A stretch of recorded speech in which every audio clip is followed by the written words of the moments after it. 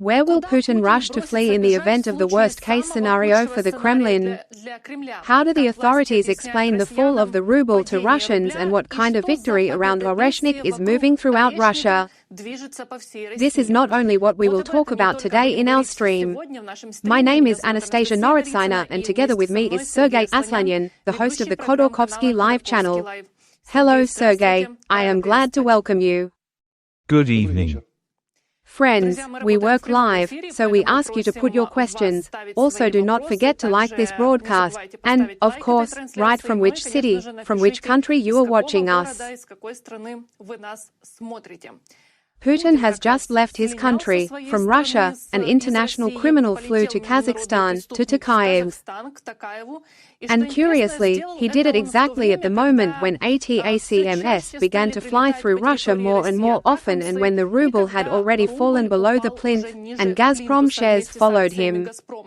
But Putin is doing well, everything is according to plan as always, he is now having fun and drawing pictures. Let's see. I would like to suggest making a couple of strokes on the picture.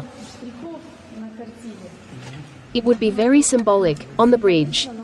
Vladimir Vladimirovich draws well, unlike me. You are welcome. You draw with the two of you, and we draw at the same time. Yes, it would be cool at the same time. For example, this zone. What? Combine, maybe, here. Yes, our bridge will be combined. Okay, let's do it.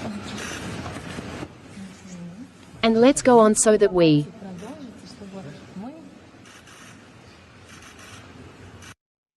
Not just a president, but also an artist. Sergei, why did Putin abandon his citizens in such a difficult time for Russia and decided to go to Kazakhstan? It is very difficult for him with news, because after all, the holiday should be around the clock.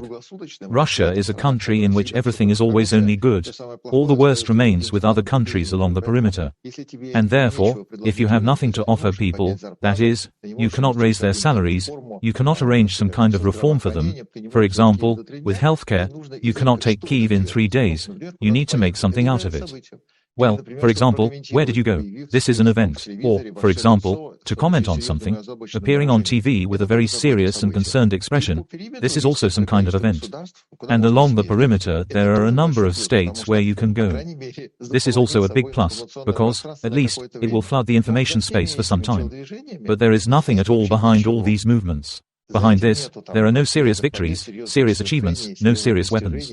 And in this regard, the information landscape of Russia is just completely unshakable. Tomorrow is the same as the day before yesterday, but every time you need to color it with some colors. Sometimes literally. Then Putin takes up the brush. Can this visit also indicate the Kremlin's attempt to somehow strengthen itself in Central Asia? And how do you assess Kazakhstan's readiness to cooperate with Russia? After all, that is why Putin has now come there to agree on some kind of cooperation there. Kazakhstan is a very difficult country. On the one hand, it is under eternal threat, because it was revealed to the world as a kind of offshoot from the Kyrgyz USSR. Kazakhstan, as a state on planet Earth, did not exist for a single minute.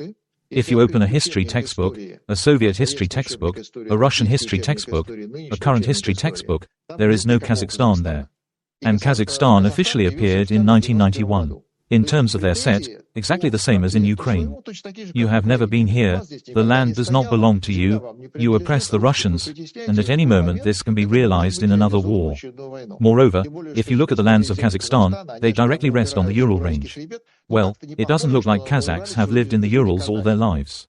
And because of this, Kazakhstan has a very vulnerable position. It is not clear at what point your neighbor will move from persuasion and preliminary caresses to Ukraine. To those actions that Putin designated as the motto, like and dislike, then we went about the beauty. At the same time, Kazakhstan is an independent state, and the most stable in the region, with the best glimpses of the European approach. This does not mean that Asian despotisms can be reformed, and Brzezinski warned that this was impossible. And, nevertheless, Kazakhstan manages to portray a certain civilization, and at a very good level in some of its manifestations. But Kazakhstan, since it has a completely independent piece of bread with its own piece of butter, it also has an intention to send its gas to Europe. When a project of transit gas to be produced in Europe arose in Syria, it was simply decided to lay a pipe to Europe through the territory of Syria in this region.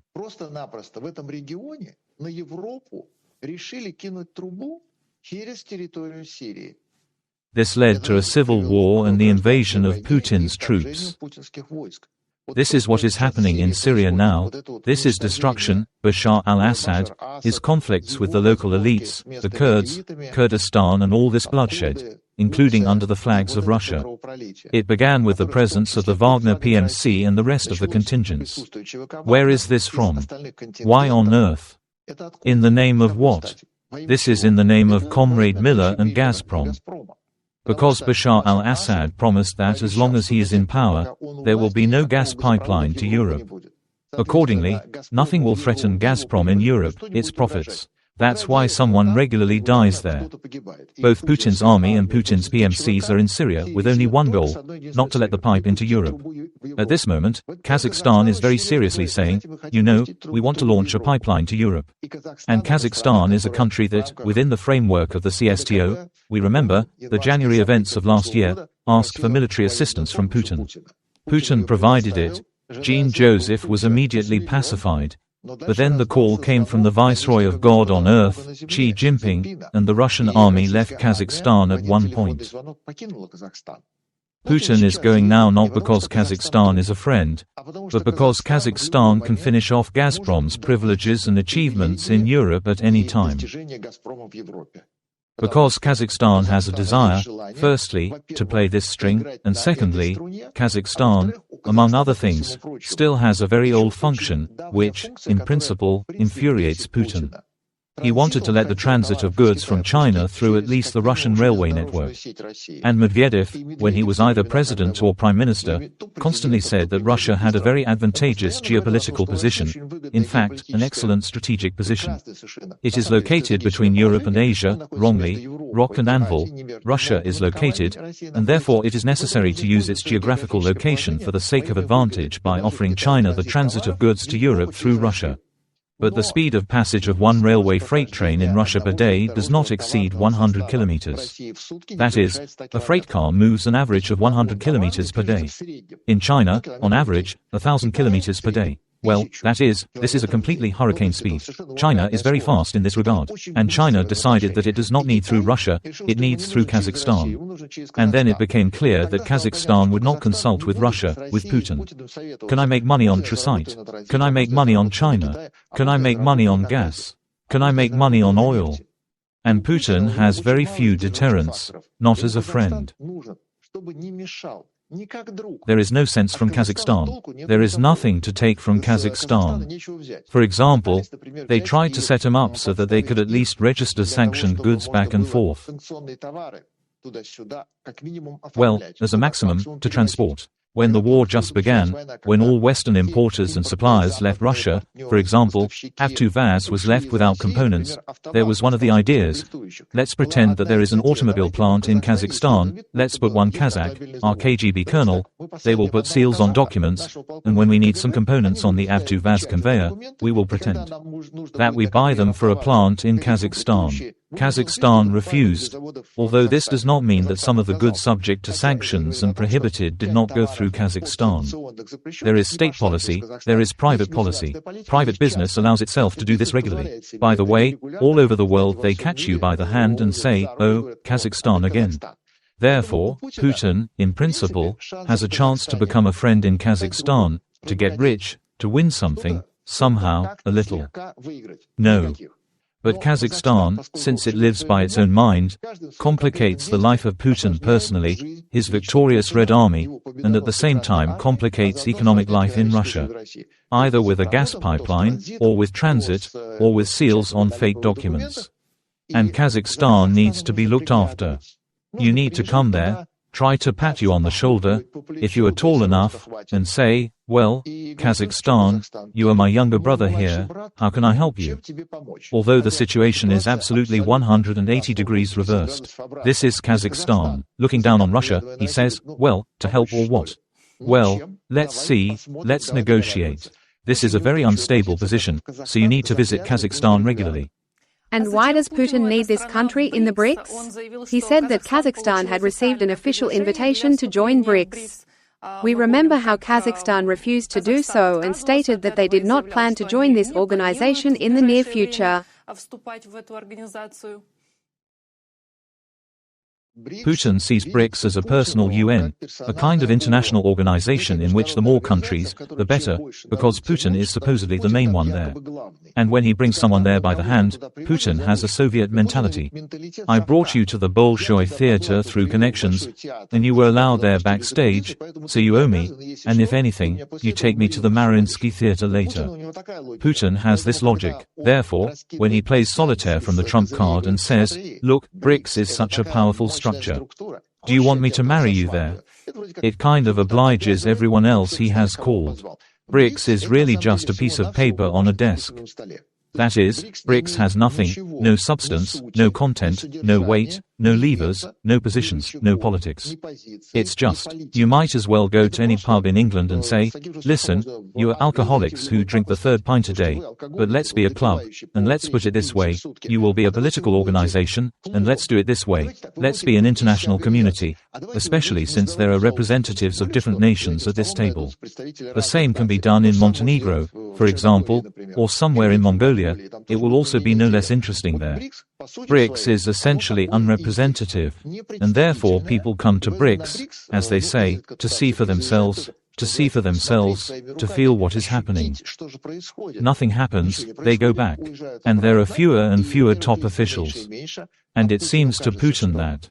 So, well, it means that my position in the UN is so-so. And in the World Trade Organization, the WTO, it is a nightmare. So, in the Pioneer Organization, no. International, therefore, there is no Comintern either. It is necessary to create something like this and take it under control. This is how it works. This is how it tries to play this scenario, but it does not work, and therefore, when asked why, responsibly no. No one needs BRICS, the BRICS members are nominal. Invite new members there. What to lure them to? For what benefit?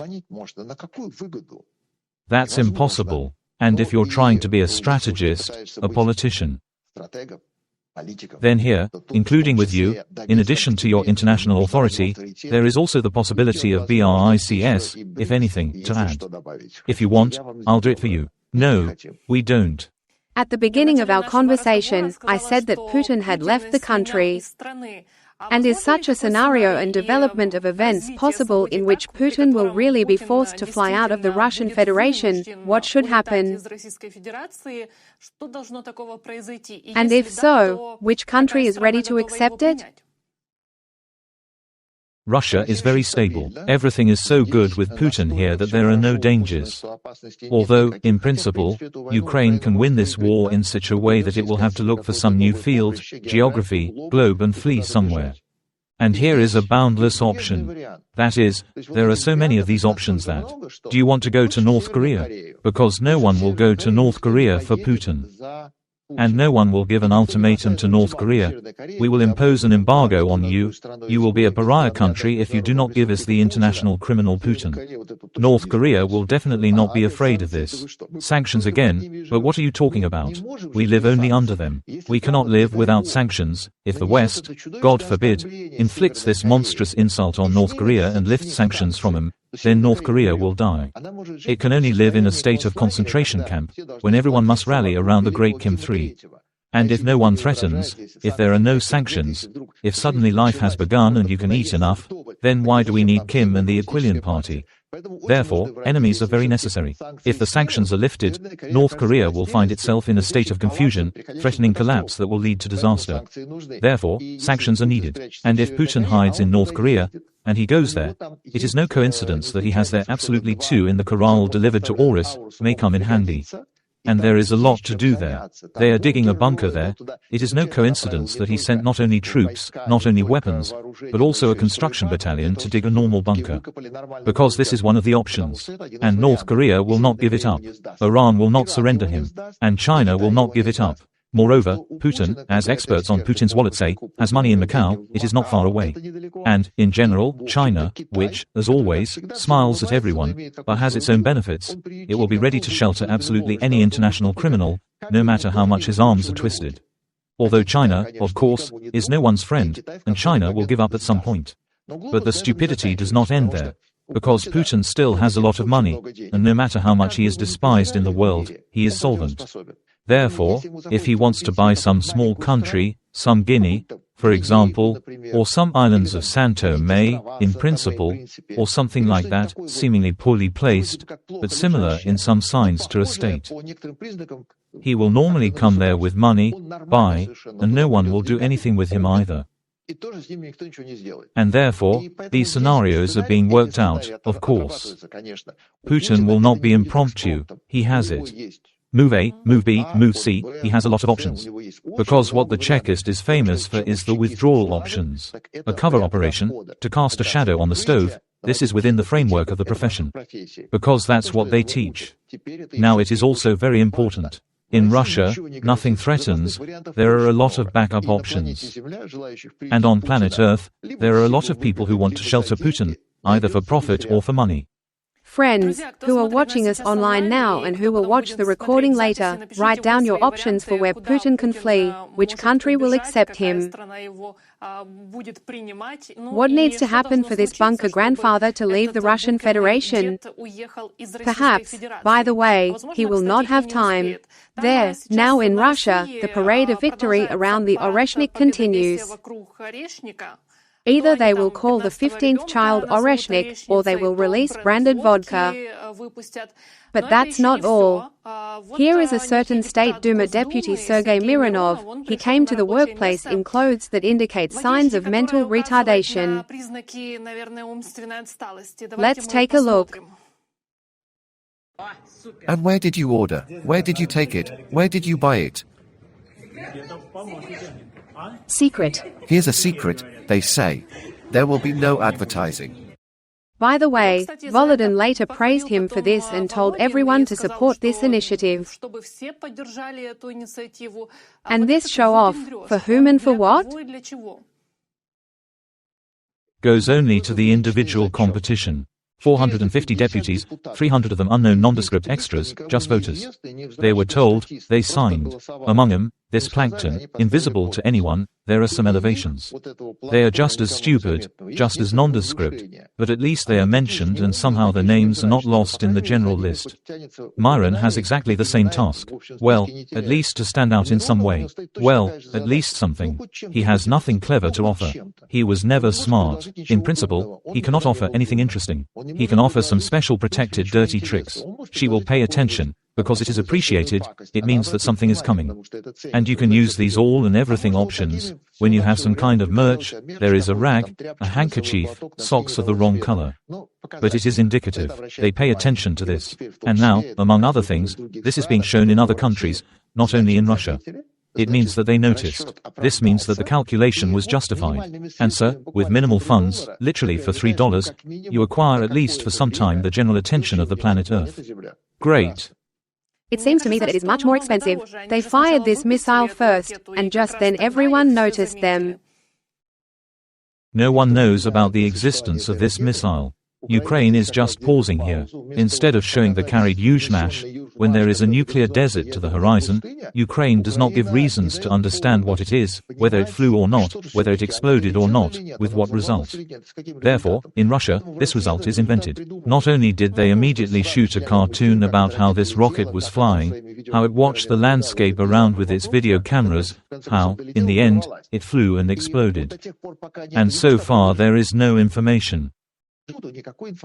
That is, nothing supports Russia in its confidence that it has got somewhere. Moreover, there is no Oreshnik missile. This is still an old rocket, on which a new name was written. That is, they took old Zhiguli, wrote Mercedes on them and said, oh, look, we made a new car here. And now it has finally arrived. It does not cease to be a weapon because of this. And this is still a missile. And it really flew somewhere, and it really exploded, and it really destroyed something. But it became Oreshnik only in the process of flight, because it was launched, Nevertheless, even without identification marks and clues that it was Oreshnik. Just something like that. There is still a lot of something in warehouses. Well, at least it has not been completely used up in the 60s, 70s, 80s. This means that it flies, and here it was important for Russia to check whether it flies or not. Yes, unfortunately, it flies. Yes, unfortunately, it explodes. And around this, in the absence of any, not only refutations, but at least reference points and facts that could somehow indicate what happened, Russia invents for both sides. Firstly, defeatist sentiments for Ukraine and voices them with its insincere voices that, look, there is no more Yuzhmash, now there is only a hole in the ground, nothing else grows, but at that moment it would be time to present the designer of this General Oreshnik, to reward him the hero of socialist labor. He is gone. Or the general who gave the command so successfully, press the red button, he is gone. Well, at least someone will also be awarded for this, but no one will be given either. They didn't come up with it. When you don't have any new missile, when you don't have a design bureau behind it, the factories that you created in wartime conditions, at a time when the adversary is rushing to the borders and even in the Kursk region is plotting something like that, nevertheless made a new type of weapon. And now they will win the war with it. And there are no more of them. Therefore, no one is shown, no one is awarded. There are deputies who are not very smart, but, in fact, if they were smart, they would not become deputies. And there is, well, a certain amount of information rustling. And because, again, this game has no rules, an instruction was sent down from above. We have Oreshnik. Well, the same as a prankster called the school and told all the teachers to put on their tinfoil hats, because it brings victory closer. After all, in fact, they do not ask again, no one calls back and says, are you crazy? Everyone will say, oh, great, we are doing it. But because we seem to have been told so. If Putin said, then we have Oreshnik. On TV, that's it, a wave rolled across the country. Until the next Oreshnik there, or Kazakhstan, or something that Putin will say, do. Although, most likely, it will be a New Year's address to the great Soviet people.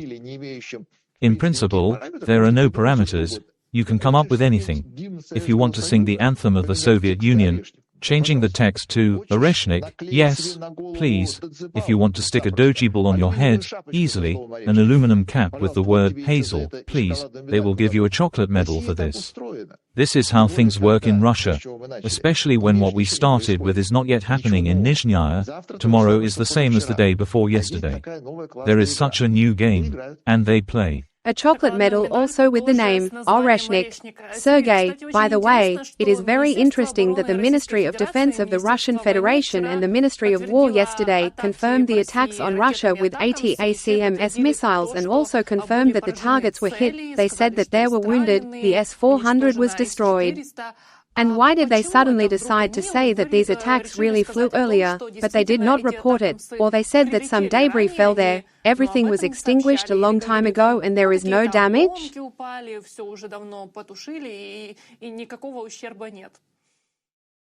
This is a very uncharacteristic and also quite strange, so far difficult to explain, page in propaganda, because Russia has always been victorious in the past and has never had any casualties. The ship, if it disappeared, was not because it sank, but simply because it, like ghosts, ceased to be reflected on the radar. But in fact, he exists like a Flying Dutchman, now he will directly attack Ukraine again. And here is Russia, it has used a very uncharacteristic note for itself, it is trying to evoke pity. But they really hit us, and something really flew into us. And, by the way, we even have a wounded and, possibly, one dead. Well, not to mention the fact that there are 5 more very frightened. And this is usually done when it is necessary to aggravate the picture, that is, to thicken the colors and gloomy clouds on the horizon, at all costs. And first of all, it is done in this case for the domestic consumer. Because dialogue with the West is not built like that. From the fact that you hit us, well, in fact, those who did it only happily rub their palms together and say, well, great, you admitted what we knew without you. But inside the country, this note, look, and here it turns out, no, everything is fine in the Kursk region. We did not give up 5 of our native land. And in Kyiv, everything is fine, we have already taken it. Well, not in 3 days, but literally tomorrow we will take it. And here, however, we have problems. And when you have a problem that you declare, confirm and still say, yes, this is the ATACMS, this is the same world imperialism. Do you know what? We can practically equate this. After all, in Russia there was a criminal article by analogy. You have not committed, but we will punish you as if you had committed. The ATACMS is now being elevated to the rank of a nuclear weapon with this note of suffering with all its might. To explain that Russia now certainly has the right to answer all the hazelnuts that grow behind the fence, because, look what monstrous victims and destruction this ATACMS brings.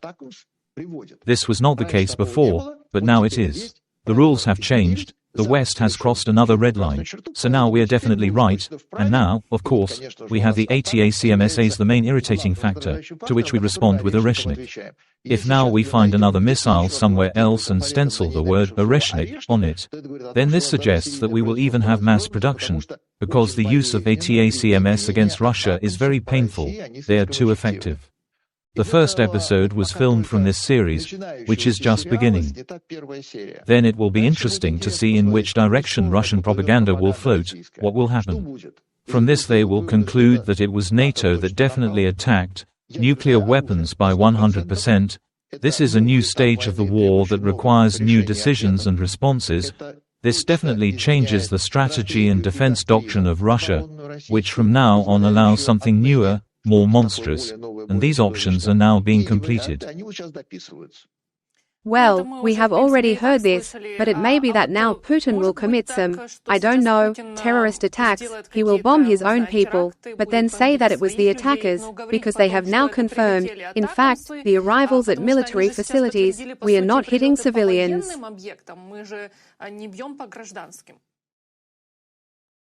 It is very difficult now to seriously start sabotage inside the country. Firstly, because they do not know how to do it. Ryazan Sugar showed that regularly, constantly someone somewhere will definitely reveal all this. And there are no professionals capable of doing this. Secondly, there is no time for pies. Now, if it explodes, it is still needed in Ukraine, and not our own. Killing your own people is not a problem. If some kind of terrorist attack is needed, if it is necessary to rally around the president at all costs in order to defeat some Chechnya or Buryatia, for example, the next in line. For this, of course, you can always organize, but not now. No. When it arrives, then it definitely arrives not because of sabotage, but because it is Ukraine that is so precise in its actions. And, on top of that, in order to somehow present some kind of sabotage to Ukraine now. Or the West, for example, NATO did something. A submarine fell directly from the sky on the Moskva River and blew up the entire Moskva River, and the Moskva River all caught fire. In order to produce something like this, the main resource of the FSB is not enough. The FSB is not such a powerful organization. Of course, it has everything, tanks, planes, and generals. But she got used to it, after all, the successor of the KGB, the successor of the NKVD, the structure that always fights only with a fictional enemy. It needs to be invented, this enemy. It needs to be stuck somehow, and it needs to be done on a very large scale. There is no money for the scale, there is no staff, there is not enough strength, there is little imagination, there is none. Therefore, if something explodes somewhere in Russia now, it is Ukraine, it is not ours. When Russia is well fed and needs an enemy, then yes, it willingly arranges some kind of terrorist attack, it blows up some houses. This is Russia. This handwriting is completely understandable, but not in such a dashing time. Friends, do not forget to leave your likes, also write questions and from which country you are watching us. In Russia, the ruble continues to drill a new bottom. A few hours ago, media, RF wrote about the fall of the ruble to 108 per dollar since March 2022. This is allegedly a record. And now the exchange rate has already reached 113. It was even today 114 rubles. Peskov urged Putin's mouth not to be nervous, because the growth of the dollar will not affect the Russians, because they receive salaries in rubles. Let's listen. In what currency do you receive your salary? Most of our transactions with Kazakhstan are carried out in rubles and tenge. The tenge has also grown. That is to our satisfaction. What is a financial expert, and what should happen to the ruble exchange rate so that the Russians notice that not everything is going according to plan? The ruble exchange rate does not play any role in people's lives at all, with the exception of a small number of people engaged in business who are forced to use the equivalent of the dollar or euro in foreign trade operations. There are very few of them. There are fewer and fewer of them every day.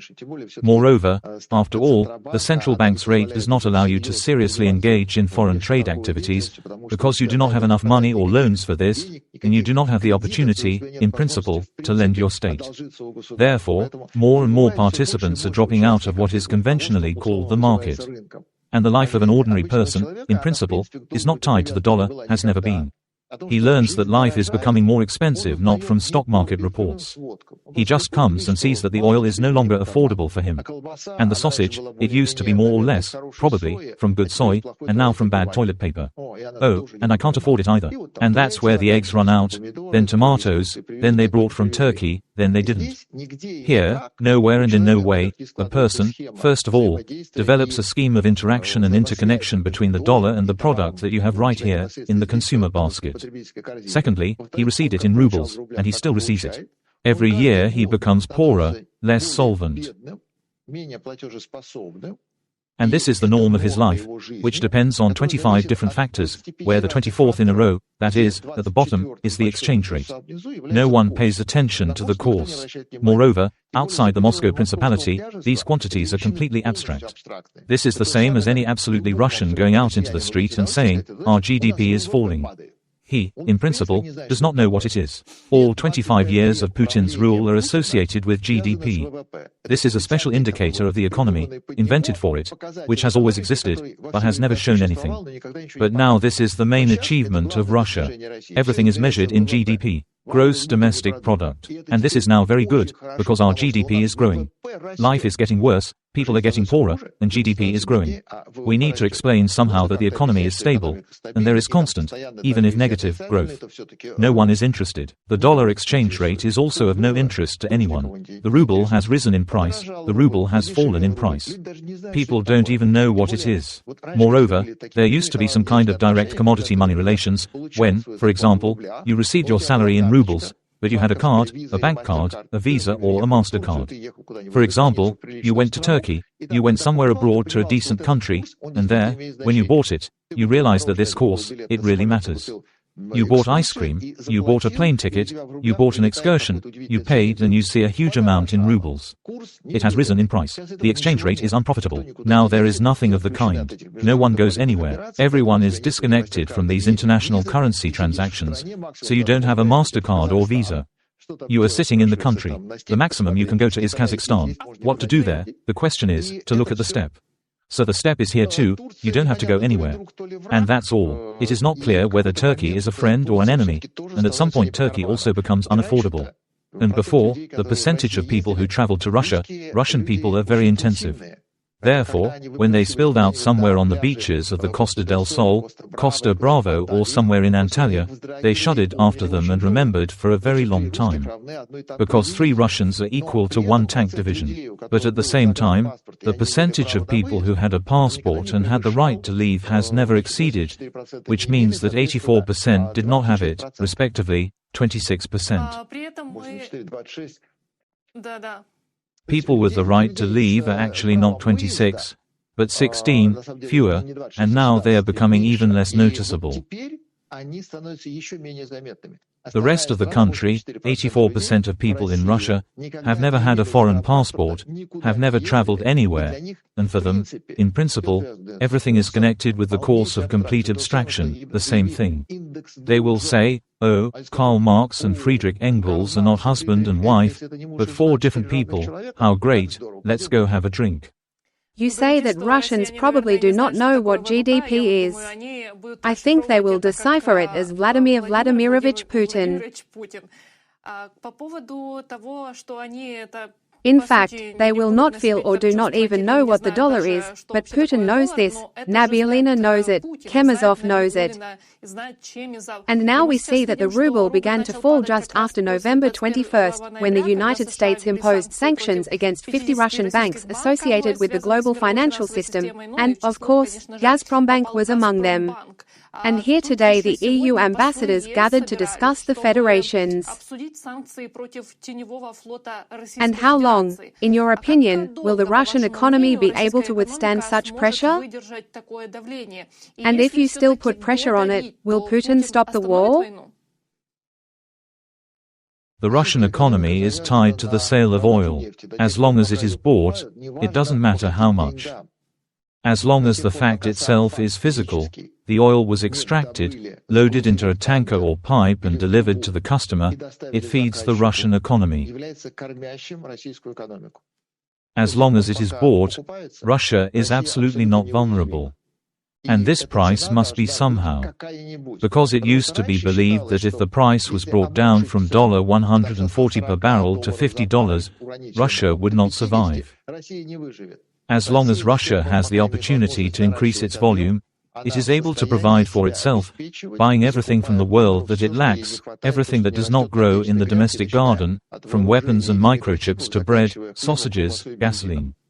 And as long as Russia trades, and everyone will always trade with Russia. For 2.5 years of war, for some reason, black glasses were enough not to notice either the shadow fleet or their own transactions.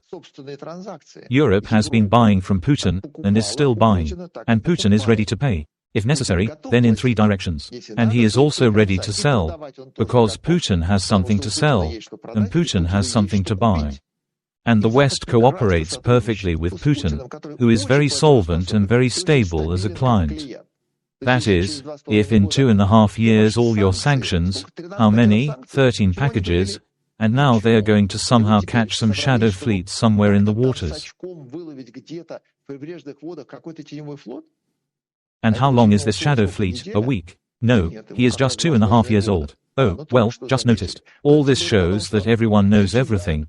No one is going to do anything. Everyone needs Russia. Russia remains afloat. Russia continues to be a trading partner, economically extremely profitable. So nothing will happen to Russia in this regard. It will not be possible to bring her down. She will not be left without access to the most important thing that plays some role in her life. There are axes, knives, shovels with which she will kill her neighbors.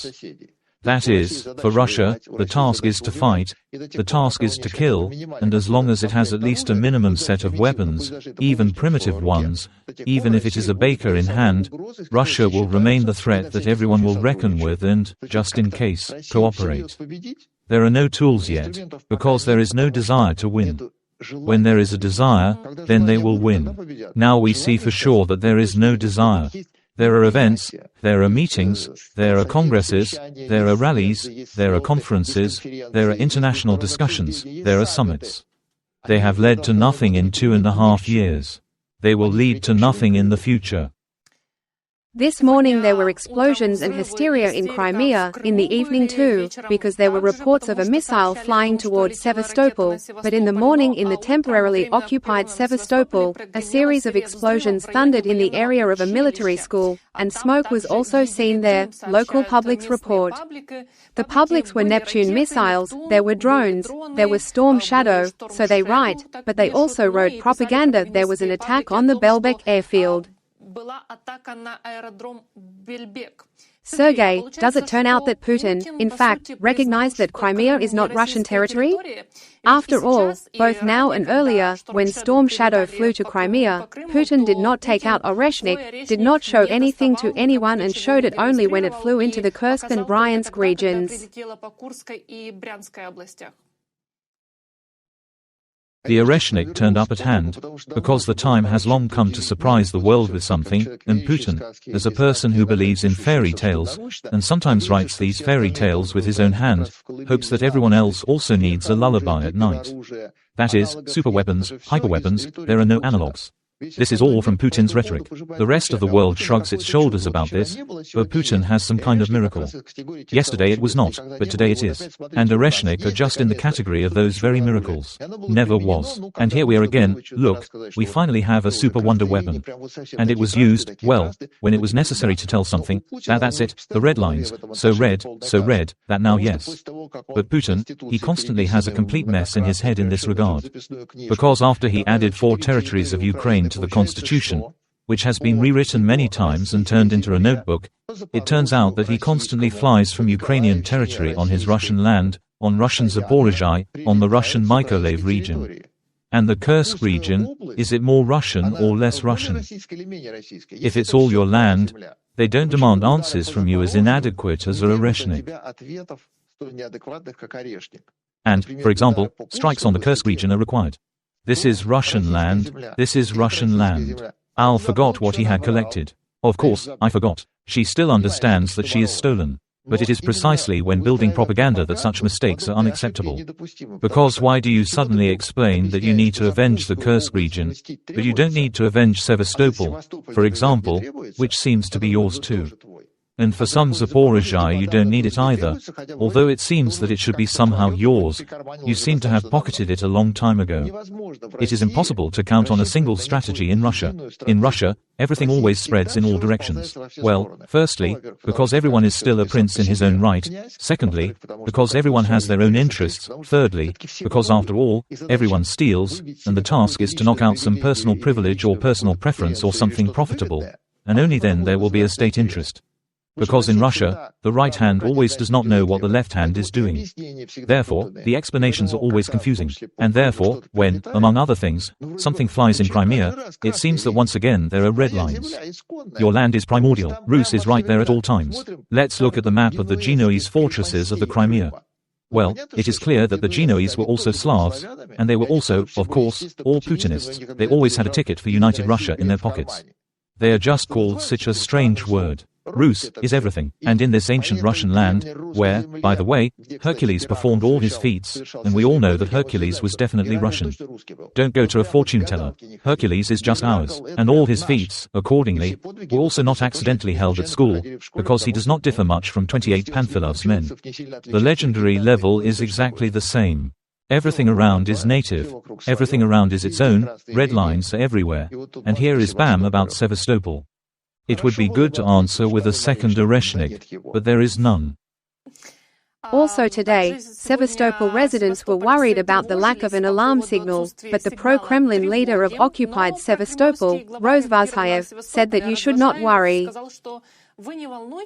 In principle, the alarm is given only when missiles are flying, but when there are 20 or 40 drones, then you cannot notify.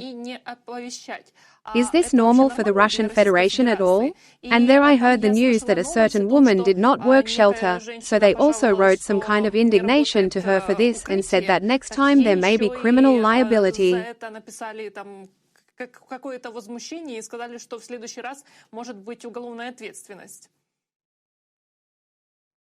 The Russian government can only be hated silently. In Russia, in general, everything that comes to your mind, you need to ask your boss again.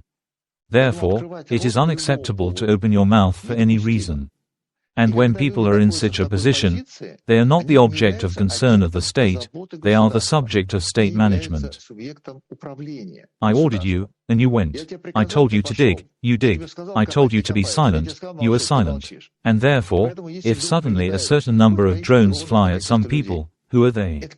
Do we have to uncover the acute air defense here because of you?